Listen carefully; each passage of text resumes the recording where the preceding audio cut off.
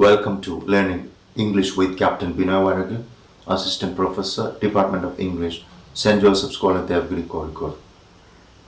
Today let us listen to another wonderful poem by Philip Larkin, one of the best poets of 20th century.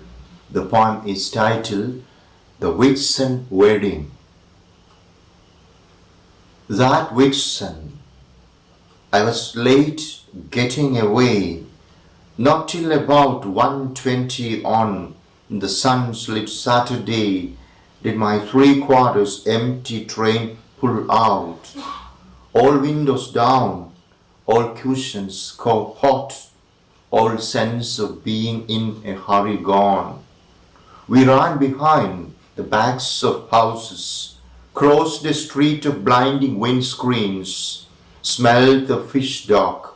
Thence the river's level drifting breath began, where sky and Lincolnshire and water meet. All afternoon, through the tall heat that slept for miles inland, a slow and stopping curve southwards we kept. Wide farms went by, short-shadowed cattle and canals with floating of industrial froth.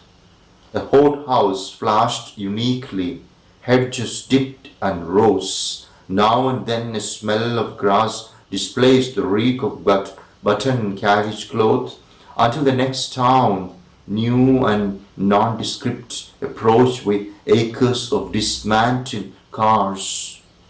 At first I didn't notice what a noise the weddings made. Each station that we stopped at sun destroys the interest of what's happening in the shade. And down the long, cool platforms, whoops and skulls I took for porters, larking with the mails, and went on reading. Once we started, though, we passed them, grinning and pomaded girls in parodies of fashion, heels and veils, all posed irresolutely, watching us go as if out on the end of an event, waving goodbye to something that survived it. Struck, I leant more promptly out next time, more curiously, and saw it all again in different terms. Fathers with broad belts under their suits and seamy foreheads, mothers loud and fat, and uncles shouting smut, then the perms, the nylon gloves and jewelry substitutes, the lemons, mauves and olive orchards that marked off the girls unreally from the rest. Yes, from cafes and banquet halls of yachts, and bounting dressed coach party and nexus, the wedding days were coming to an end. All down the line, fresh couples climbed broad. The rest stood round, the last confetti and advice were thrown, and as we moved, each face seemed to define just what it saw departing. Children frowned at something dull.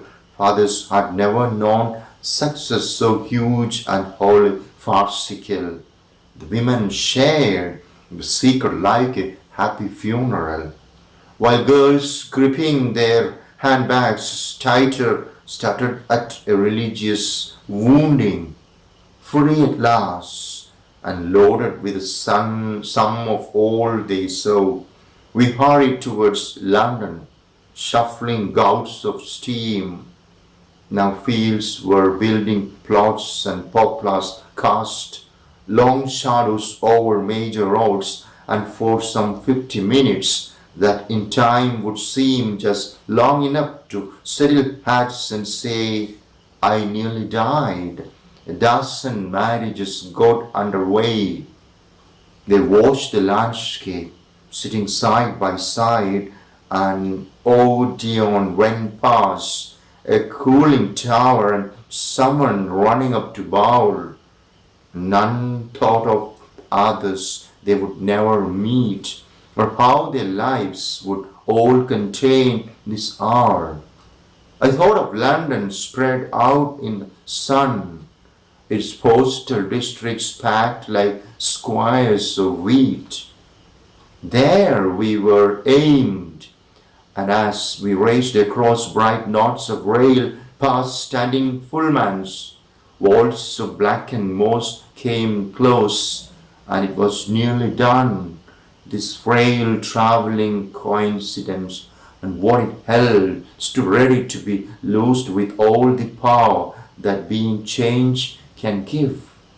We slowed again, and as the Titan brakes took hold, there swelled a sense of falling like an arrow shower sent out of sight, somewhere becoming rain. Thank you.